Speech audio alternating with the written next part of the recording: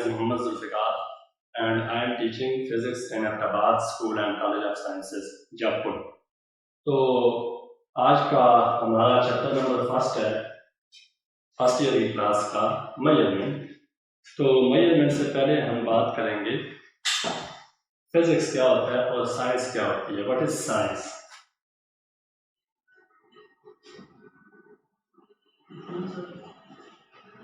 तो साइंस का actually dictionary meaning होता है नॉलेज।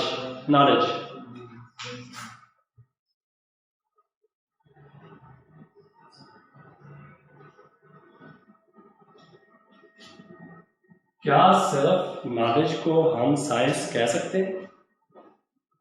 तो कोई भी नॉलेज हो that is not science. For example मैं कहता हूं कि मुझे मालूम है लाहौर अहमदाबाद से 500 किलोमीटर फासले पर वाक़ है, दैट इज नॉलेज कि मुझे पता है, लेकिन दिस इज नॉट साइंस। ये साइंस नहीं है। तो फिर साइंस कैसे नॉलेज को कहते हैं? तो साइंस ऐसे नॉलेज को कहते हैं जिसको हम कुछ कानून बनाकर हासिल करें, कुछ उसूल बनाकर जब कोई नॉलेज हासिल किया जाए, that is called science. For example mathematics ले लें। सबसे पहले हम काउंटिंग सीखते हैं, 1 क्या होता है, 2 क्या होता है, 3 क्या होता है। उसके बाद ऑपरेशन सीखते हैं, प्लस क्या होता है, माइनस क्या होता है, मल्टीप्लाई क्या होता है, डिवाइड क्या होता है। उसके बाद हम देखते हैं कि अलजेब्रिक एक्सप्रेशन क्या होती है। उसके बाद इक्वेशन सीखते हैं, उसके बाद convex and there are so on. कभी भी ऐसा नहीं होता कि पहले हम इक्वेशन सीखें और फिर काउंटिंग सीखें, पहले हम इक्वेशन सीखें फिर ऑपरेशन सीखें। तो ऐसा नॉलेज जो कि कुछ उसूल बनाकर हासिल किया जाए, दैट इज कॉल्ड साइंस। तो science is an organised knowledge.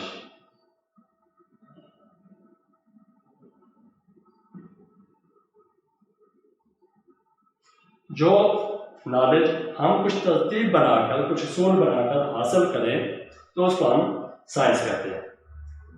अब हमने साइंस को डिफरेंट ब्रांचेस में डिवाइड कर दिया अकॉर्डिंग टू देयर जॉब। जैसा कि हमारे पास इस फिजिकल वर्ल्ड में कुछ चीज़ें ऐसी हैं जो कि सांस लेती हैं, दैट इज लिविंग थिंग्स। कुछ चीज़ें ऐसी हैं जो सांस नहीं लेती, that is non living thing.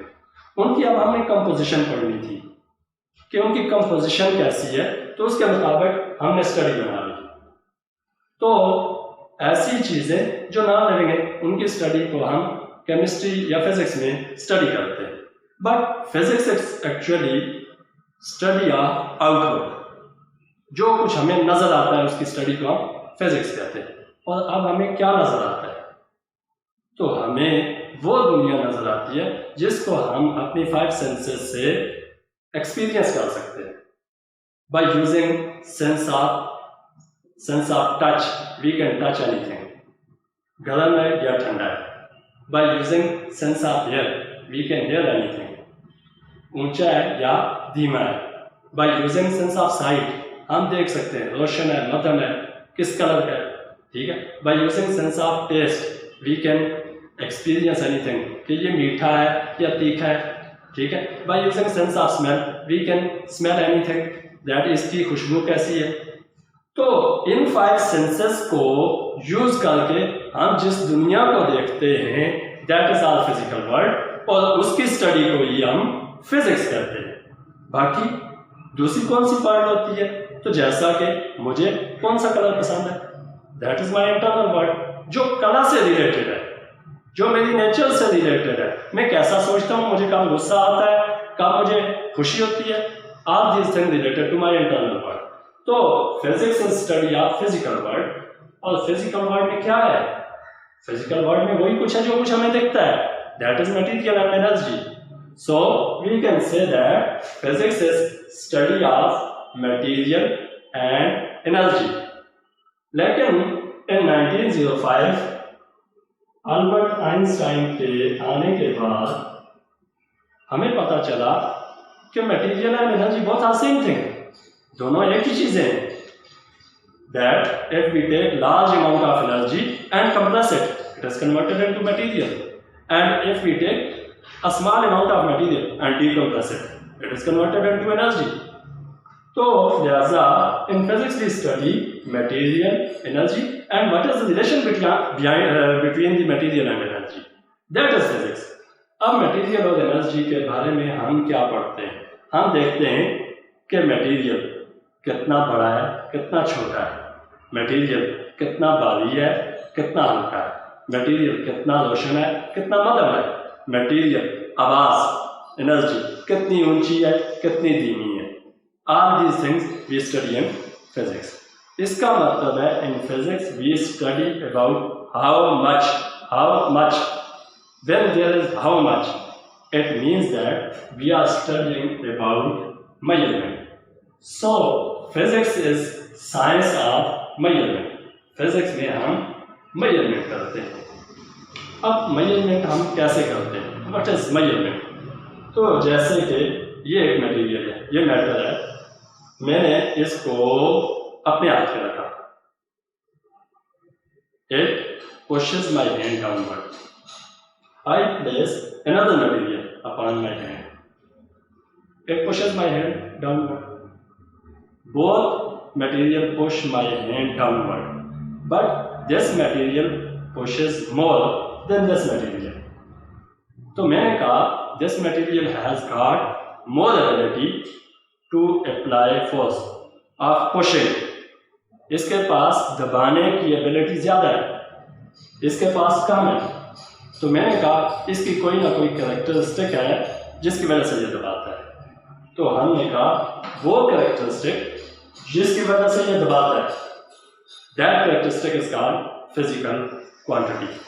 तो मेजरमेंट के लिए हमें फिजिकल क्वांटिटी की जरूरत पड़ती है। अब सबसे पहले हमने एक क्वांटिटी बना ली कि ये मटेरियल मेरी इन दो उंगलियों के दरमियान आ जाता है, इसमें ये वाली चीज इतनी कुछ है, मैंने ये मटेरियल रखा, इसमें ये वाली चीज ज्यादा है। अब ये वाली चीज मुझे नजर आती है, इसमें कम है, इसमें ज्यादा, हम सबको नजर आती है। अब इस चीज का हमने नाम रखा और इसका नाम रख दिया हमने लेंथ। मैंने कहा इसकी लेंथ कम है, इसकी लेंथ ज्यादा है। अब मैंने कहा length is a physical quantity.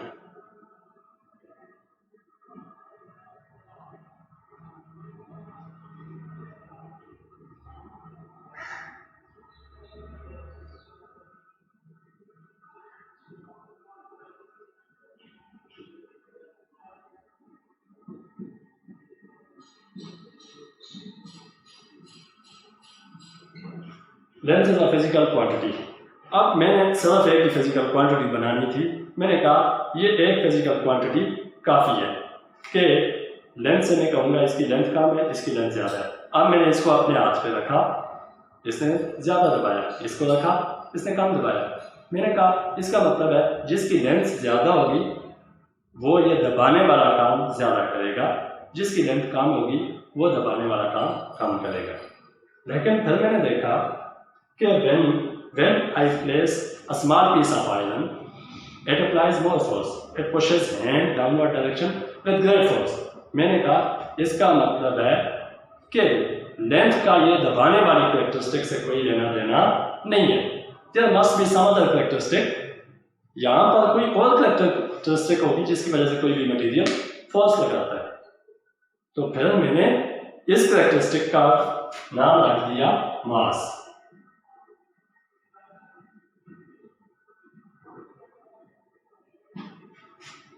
और मैंने कहा अब जिसका मास ज्यादा होगा वो ज्यादा दबाएगा, जिसका मास कम होगा वो कम दबाएगा। इतना बड़ा कार्टून का टुकड़ा ले हाथ पे रखे वो कम दबाएगा, लेकिन अगर छोटा सा आयरन का टुकड़ा रखे वो ज्यादा दबाएगा उसके मुकाबले में। तो इसका मतलब है लेंथ और मास एक दूसरे से एक्सप्रेस नहीं हो सकते। These are two physical quantities. मैंने कहा ये दो काफी है, इन दो फिजिकल क्वांटिटीज से मैं सारा काम कर दूंगा। लेकिन फिर मैंने एक बच्चे को कहा आप जाएं और कल आ जाना। फिर दूसरे बच्चे को कहा आप जाएं और अगले दिन आ जाना, परसों आ जाना। What is difference between the two? Is there any difference of length? Is there any difference of mass? मास और लेंथ से हम नहीं बता सकते कि इन दोनों के दरमियान क्या डिफरेंस है। तो we need some other quantity.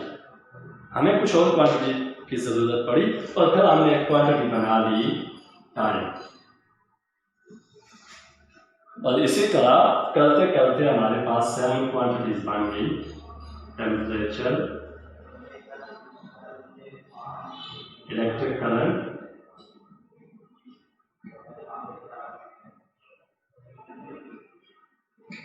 luminosity and amount of substance.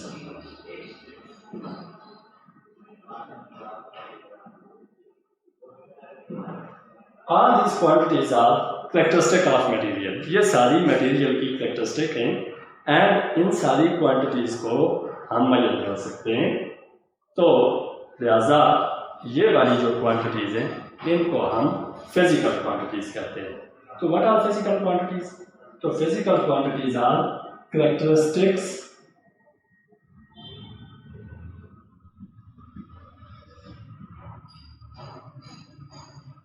of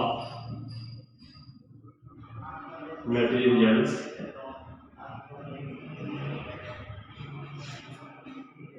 which can be measured.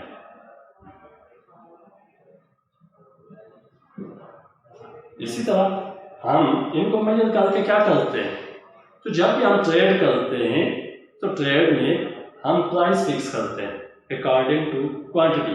जैसा कि हम शुगर लेते हैं, हम कहते हैं 1 kg sugar is of 80 rupees. 1 kilogram चीनी की कीमत 80 रुपये है। अब हमने 5 किलो लेनी है, तो हमने क्या किया कि उसको 80 के 5 टाइम्स पैसे दे दिए।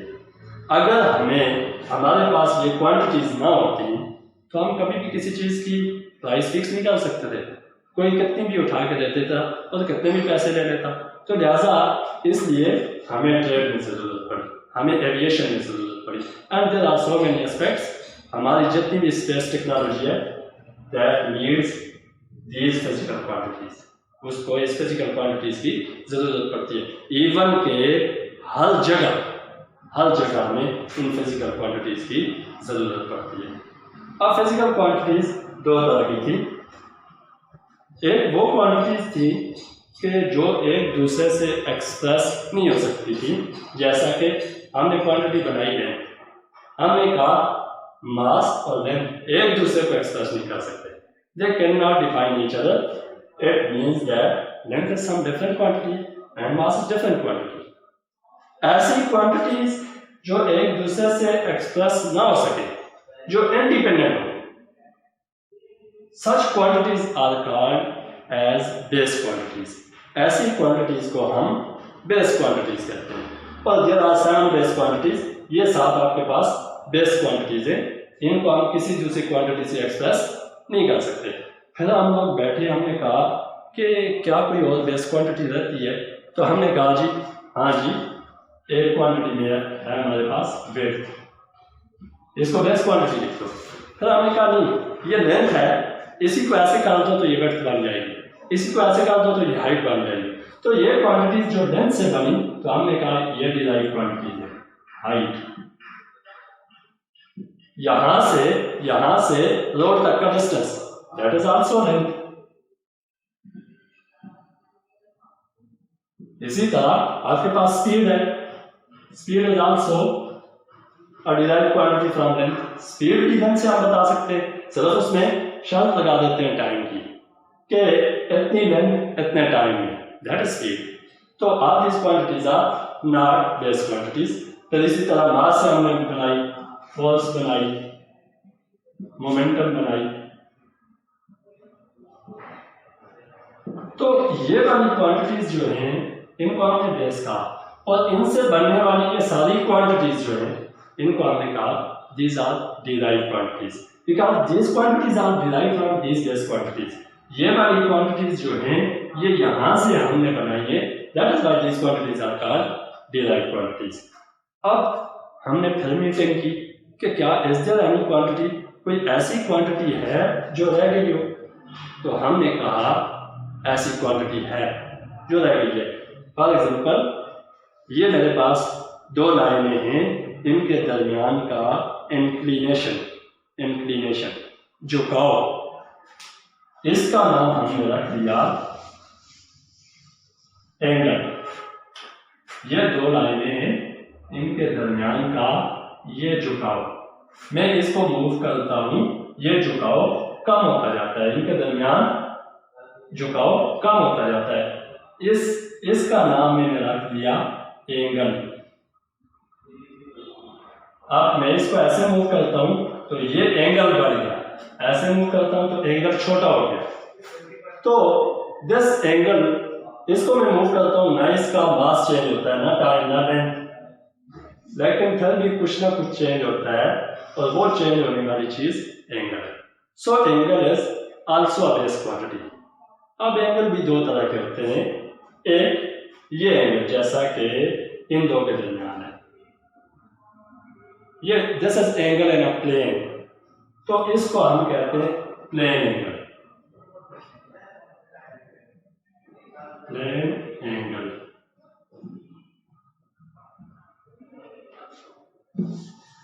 और दूसरा एंगल आपके पास, जैसा कि आपने कोन में देखा है, इस तरह का एंगल, जैसा कि कर्नेटो का कवर होता है, उसको अंदर से खोखला कर दे तो उसके अंदर देखें आपको एक एंगल नजर आएगा, दैट इज 3 डायमेंशनल एंगल, जो स्पेस में होता है। जैसे कि सूरज की शुआएं आती हैं, इस तरह चारों तरफ बिखर के जाती हैं, वो एक एंगल बनाती है, and that angle is known as solid angle. तो हमने कहा these are also two base physical quantities. These quantities cannot be expressed by any other quantities. In quantities से भी हम इनको एक्सप्रेस नहीं कर सकते, लेकिन चूंकि हमारी पहली मीटिंग में हमने ये क्वांटिटीज बनाई, ये दो क्वांटिटीज लगी थी, solid angle and plane angle, तो हमने कहा these quantities are supplementary quantities. ये वाली क्वांटिटीज supplementary quantities थी।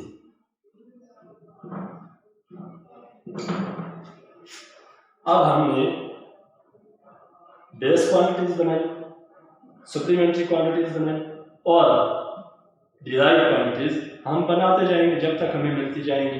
कोई नई चीज मिलेगी तो हम बना लेंगे, इन दो को मिला के बनिए, इन दो को मिला के बनिए, ठीक है।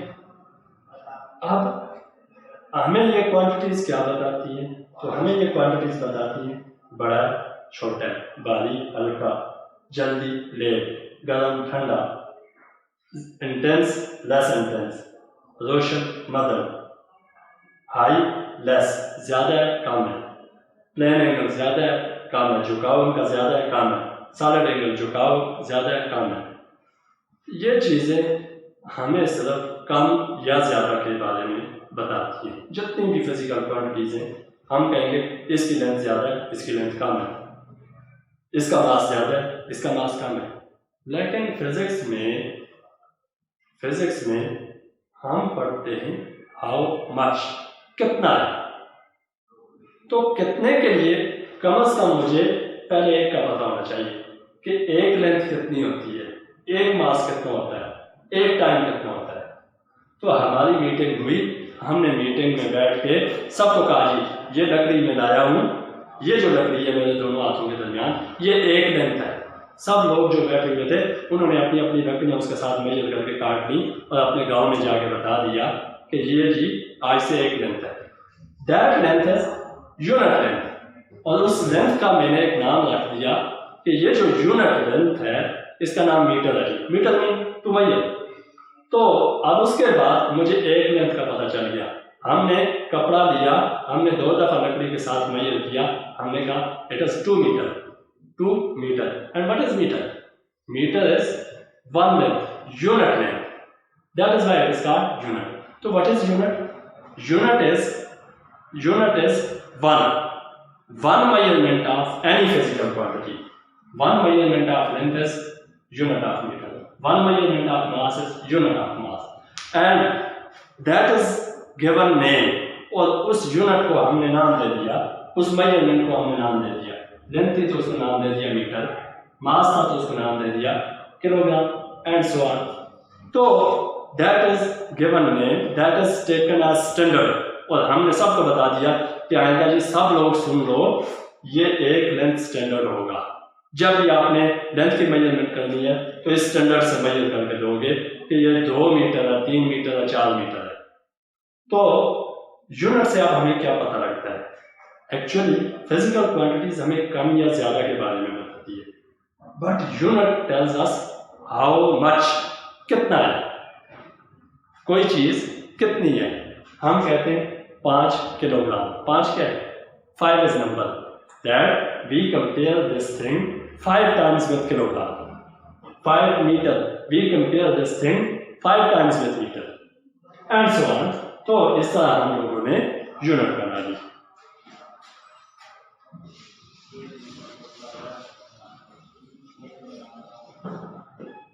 Unit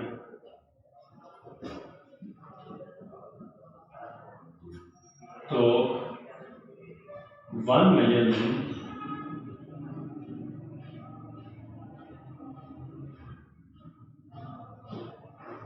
of any physical quantity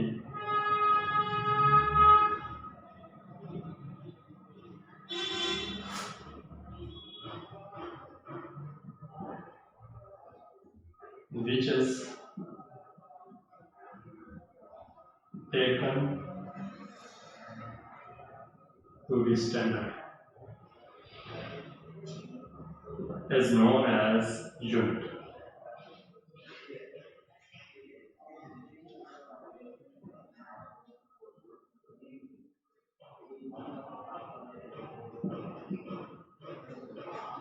Thank you. Inshallah, tomorrow we will discuss about what are characteristic of unit, why we choose the unit of length as meter, mass as kilogram, and so on. And inshallah, after that we will discuss about practical units. For example, meter, kilometer, miles, and similarly different unit of masses which we use in daily life. What are the reason behind these units? Okay, thank you.